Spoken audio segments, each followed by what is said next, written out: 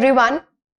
So again, we are here with the series dealing with the 75 important landmark Supreme Court judgments, and I have one of them for you. Again, the iconic one, because again, very important principle was held, and the very important concept of the legal development was basically, it started from this judgment. The name of the judgment is Mumbai Kamgar Sabha, Bombay versus Abdul Bhai, Faizul Bhai and others. So basically, this judgment again marks a very significant role in the history because it deals with one of the most important concept of the legal or the judicial system known as the public interest litigation.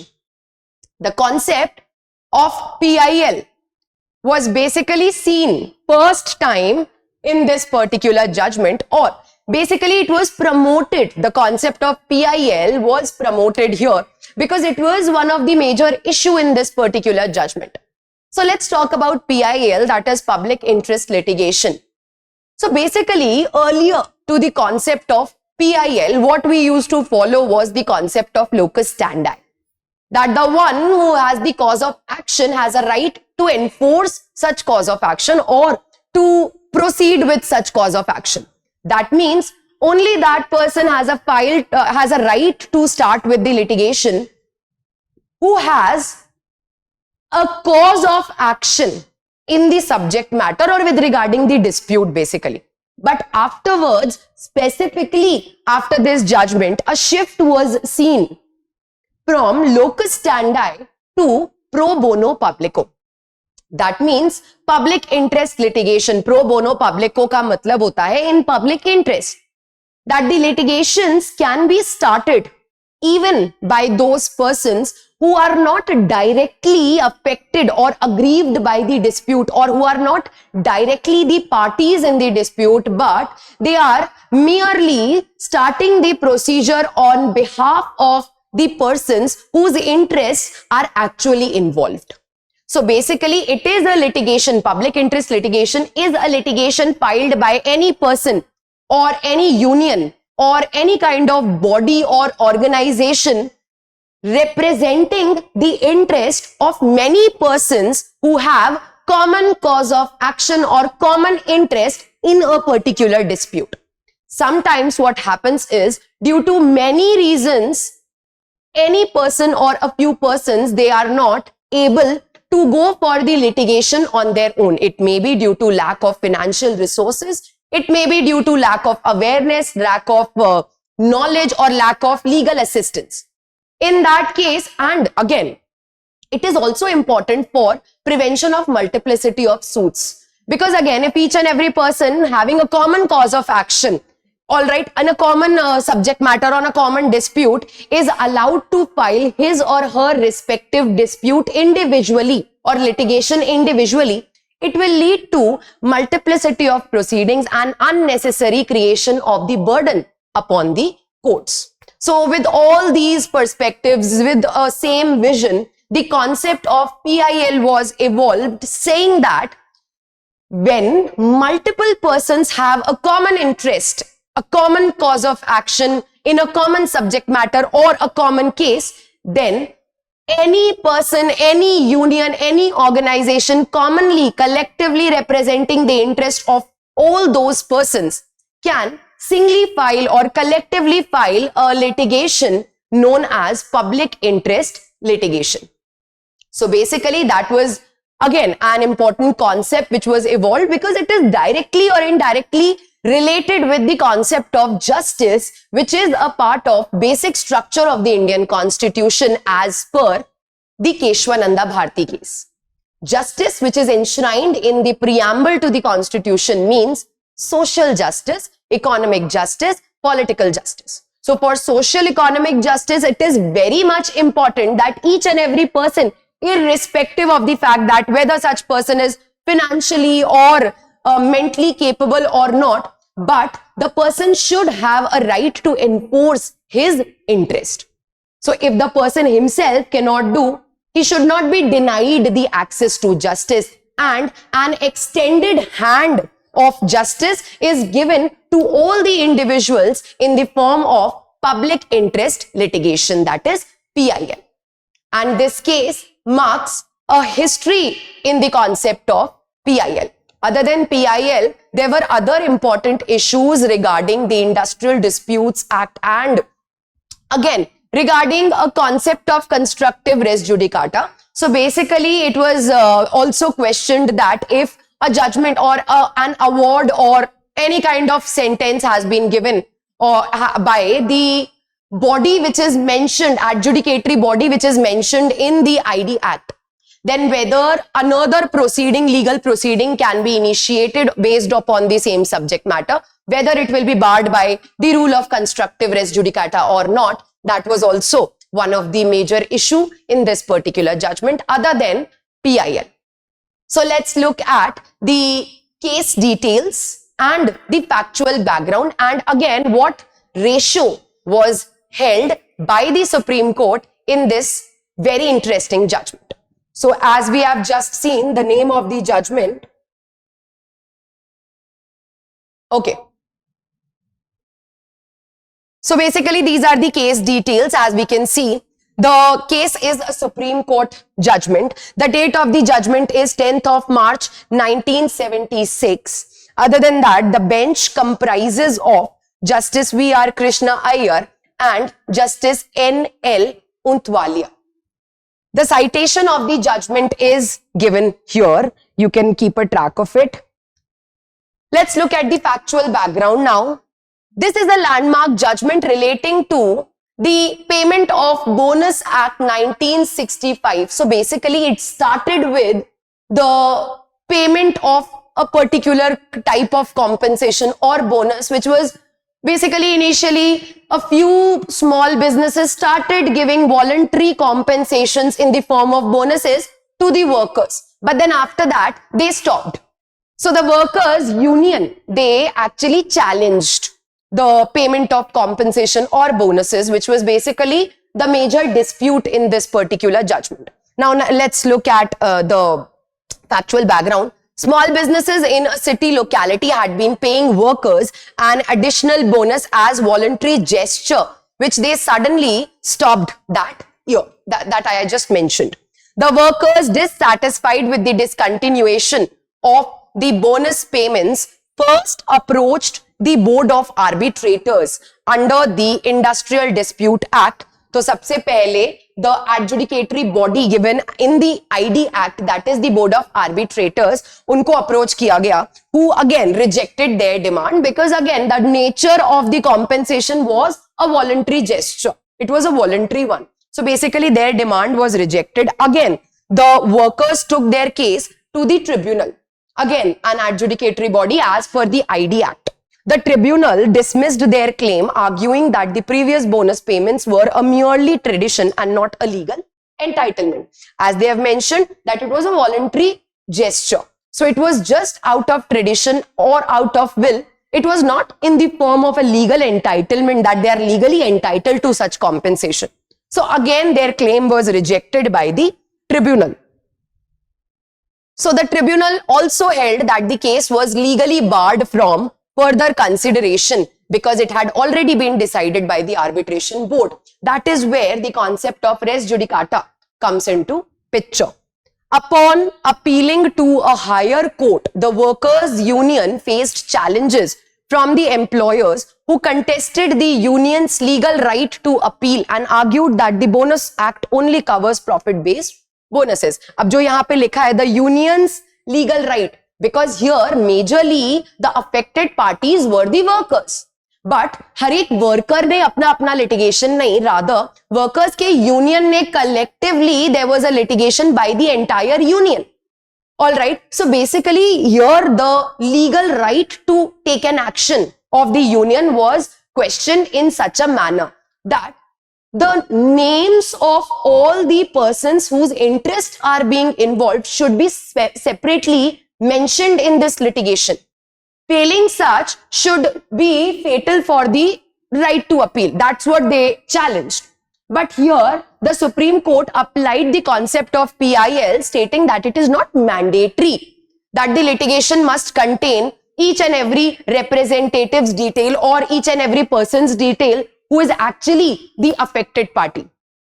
So basically, because again, the concept of PIL is to give flexibility to the legal and the judicial process. Flexibility in a manner that the law should not be so rigid that it is just based upon the concept of locus standi, because we have shifted from locus standi to the pro bono publico. So basically, the Supreme Court in this judgment fulfilled its duty as being a guarantor of the fundamental rights or the protector of the fundamental rights. The Supreme Court held that PIL is an important concept for the legal development or the procedural justice. And that is something which should be the essence of the principle of justice. In order to do complete justice, PIL is something which provides flexibility to the individuals to enforce their rights. And that is exactly in line with the concept of complete justice. आगे क्या लिखा है यहाँ पे? The higher courts ultimately dismissed the workers' appeal, thereby supporting the earlier decision that denied the workers their bonus claim. So वहां पे भी उनका जो claim है, it was rejected. The legal provisions which are involved here mainly are the Industrial Disputes Act and Article 19 Clause 1 Subclause C, which is basically freedom of any individual to form associations and unions. क्योंकि अगर आपके पास association और union बनाने की freedom है, it indirectly promotes the concept of public interest litigation, because that union and association will have a right to enforce the rights of all the individual members of that association or union in a collective manner through a PIL. So basically, these provisions from the Industrial Dispute Act, for example, Section 2 Clause K, which defines the concept of industrial dispute, Section 18 that talks about the binding nature of the settlement and awards, that आप उसको आगे higher courts में नहीं ले जा सकते हो.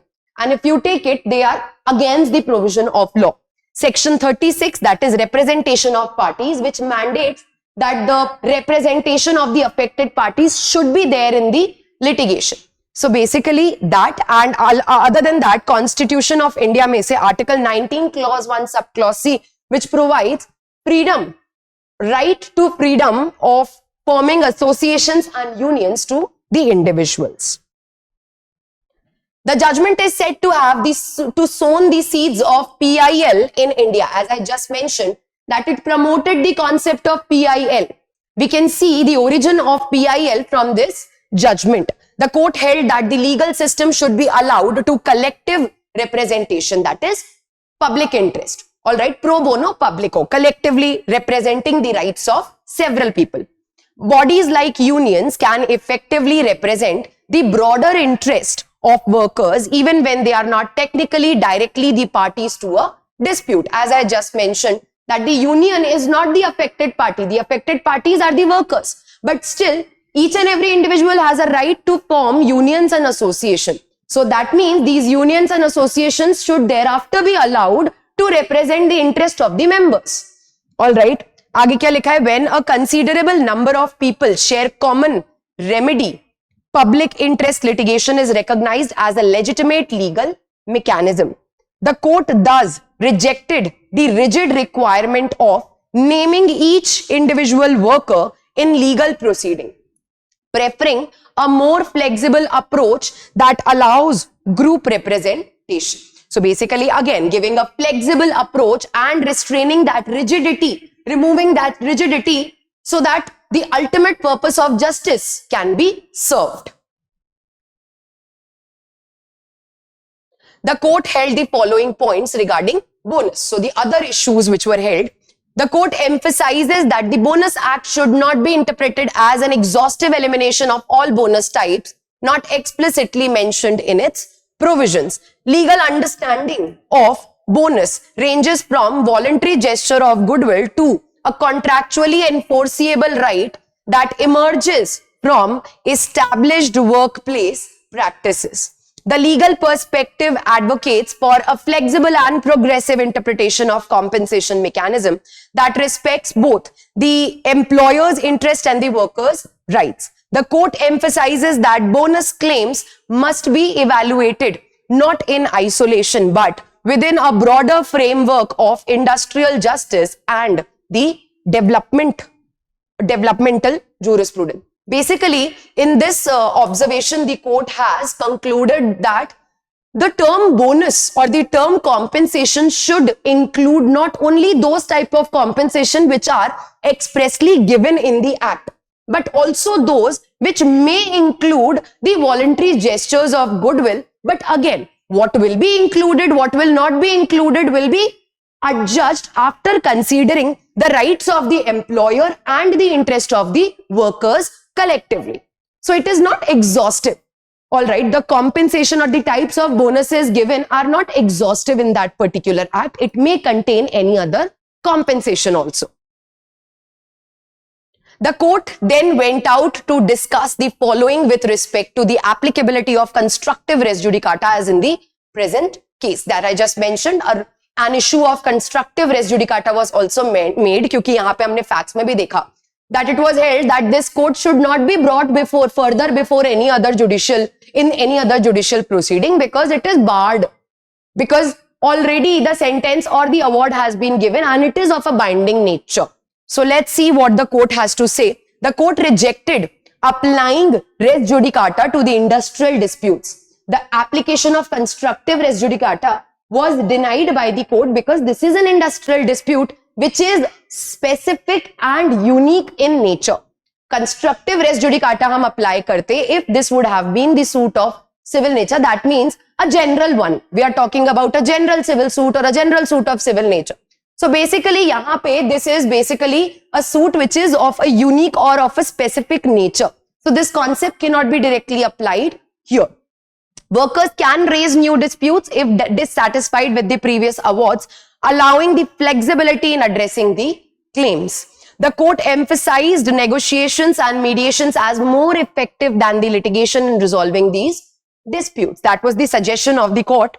The court ruled that the Bonus Act 1965 does not prevent the claims for customary bonuses or those based on service conditions. So basically this was the ruling regarding the res judicata. Let's look at some practice questions. The first question, which is an MCQ question, deals with what did the Supreme Court conclude about collective representation in the industrial dispute? That means what was the ruling of the Supreme Court regarding PIL in this particular case? Option A, only direct parties to a dispute can represent the issue. No. Abhi humne dekha the seeds of PIL were basically sown in this case. So this cannot be the answer. But look at clause B, option B, what has been written.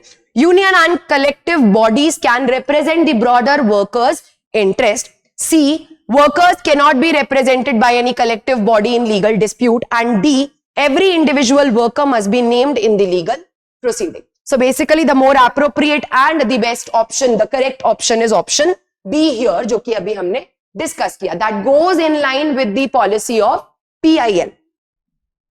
Again, another question we have that relates to the mains examination. Discuss the implication of Supreme Court's recognition of collective action in Mumbai Kamgar Sabha versus Abdul Bhai on the rights of workers in India. Again, all the यहाँ पे क्योंकि collective representation, collective action को लेके पूछा गया है, that we have to specifically talk about the concept of PIL. So what we have to do here, we have to mention pre-PIL what used to be the concept of locus standi. How PIL came into being, what is the ultimate purpose? जैसे मैंने बताया, it is directly related with justice, social justice, economic justice. What was the reasons कि PIL को introduce किया गया? What is the purpose that the PIL will sought to achieve, and how court justified the concept of PIL in this particular judgment that we just discussed. This will be in the answer to this question. So that is all about this judgment, and I hope you understood, because इसमें हमने इसके factual background, the decision of the Supreme Court and some practice questions that we just discussed. So that is all about this judgment. I'll see you in next video very soon. So thank you so much. Have a nice day. Take care.